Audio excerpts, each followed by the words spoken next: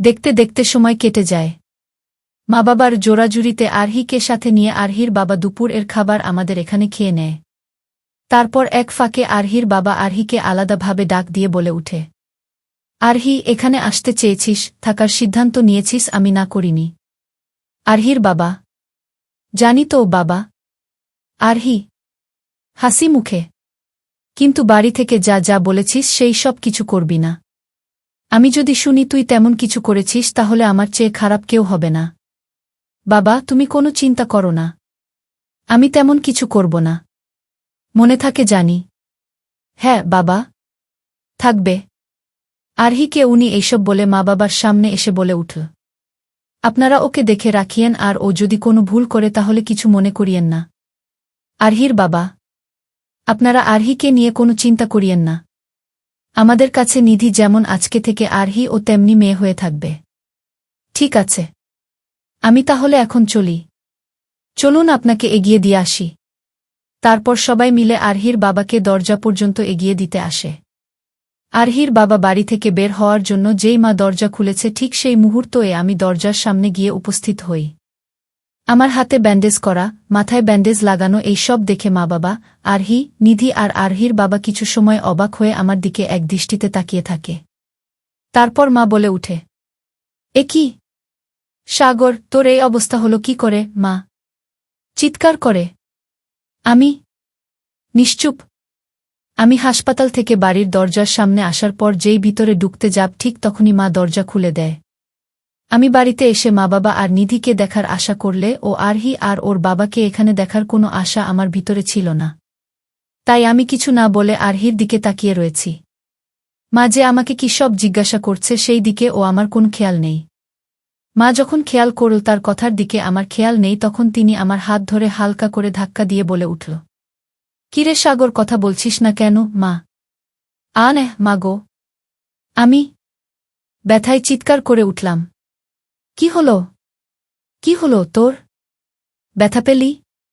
ওগো, তুমি একটু দেখো না আমার ছেলেটার কি হলো। বাবার দিকে ছলছল চোখে তাকিয়ে, মা তুমি কান্না করো না, আমি ঠিক আছি। তুই ঠিক থাকলে এইভাবে চিৎকার করে উঠলি কেন? তুমি ভুলে ব্যথার জায়গায় হাত দিয়ে ফেলেছ, তাই একটু ব্যথা পেয়েছিলাম। অহ, আমি খেয়াল করিনি রে। না না, কোনো ব্যাপার না। মা আর আমার মাঝের এই কথাগুলো নিধি দূর থেকে তাকিয়ে দেখছিল। নিধির মনে আমার উপরে যত রাগ থাকুক না কেন তার চেয়ে কয়েক গুণ বেশি ভালোবাসা রয়েছে। তাই নিধি আমার এই অবস্থা দেখে কখন যে কান্না করে দিয়েছে সে নিজে ও জানে না। কিন্তু আমি যখন ব্যথায় কুকিয়ে উঠলাম তখন নিধির ধ্যান ভাঙ্গে আর নিধি মাকে বলে উঠে, মা তুমি তো দেখতেই পারছো ভাইয়ার অবস্থা, তাহলে এখনো তুমি ভাইয়াকে ওখানে দাঁড় করিয়ে রেখেছ কেন বলো তো? অহ, ভুলে গিয়েছিলাম রে। সাগর, চল চল, সোফায় গিয়ে বসবি। না মা, আমার শরীরটা ভালো লাগছে না, আমি আমার ঘরে যাব। আরহির দিকে তাকিয়ে, ঠিক আছে নিধি, তুই তোর ভাইয়াকে সাবধানে ঘরে দিয়ে আয় তো। আচ্ছা, আসো ভাইয়া। নিধি কথাটা শেষ করে আমার হাত ধরতে আমি ব্যথায় খে করে কুকিয়ে উঠলাম। তা দেখে নিধি ছলছল চোখে আমার দিকে তাকিয়ে বলে উঠল, সরি সরি, আমি আসলে দেখিনি। দূর পাগলি, আমাকে তোর সরি বলতে হবে না, চল এখন। তারপর নিধি আমাকে ধরে আস্তে আস্তে রুম এর ভিতরে নিয়ে যেতে লাগল। মা আমার দিকে কিছু সময় তাকিয়ে থেকে বাবাকে বলে উঠল, দেখছো আমার ছেলের কি অবস্থা হয়েছে, আর তুমি কিনা কালকে থেকে আমার ছেলেকে কি সব বলছিলে। মা বাবা নিশ্চুপ। তুমি মনে মনে এটাই তো চাচ্ছিলে তাই না? এইবার তুমি খুশি হয়েছ তো? তুমি আমাকে ভুল বুঝছ, আমি এমন কিছু চাইনি। ও তো আমার ছেলে। বলো, আমি একটা জিনিস বুঝতে পারছি না, সাগরের এই অবস্থা কি করে হলো? আর এতক্ষণ ও কোথায় বা ছিল? আরহির বাবা, সেটা তো ওকে জিজ্ঞাসা করলেই জানা যাবে। তুমি থাকো তোমার কথা নিয়ে, আমি যাই। না জানি কালকে থেকে ছেলেটার পেটে ভাতের দানা পড়ছে কিনা।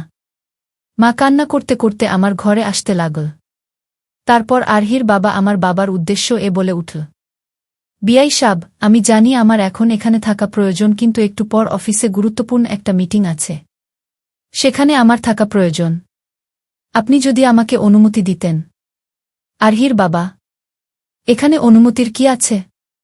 আপনি যান, মিটিং-এ অংশগ্রহণ করুন। ধন্যবাদ। আমি মিটিং শেষ করে সাগর এর খোঁজখবর নেওয়ার জন্য আপনাকে ফোন করব আর কালকে ওর মাকে নিয়ে আসব। ঠিক আছে। আসিয়েন। আমি তাহলে এখন চলি। আচ্ছা। তারপর আরহির বাবা আরহির দিকে একবার তাকিয়ে সেখান থেকে চলে গেল। কিন্তু তিনি যখন আরহির মুখের দিকে তাকাল তখনই তার কপালে ভাঁজ পড়ে গেল। কারণ সে আরহির মুখে এমন কিছু দেখে ফেলেছিল যার আশা সে কোনোদিন করেনি।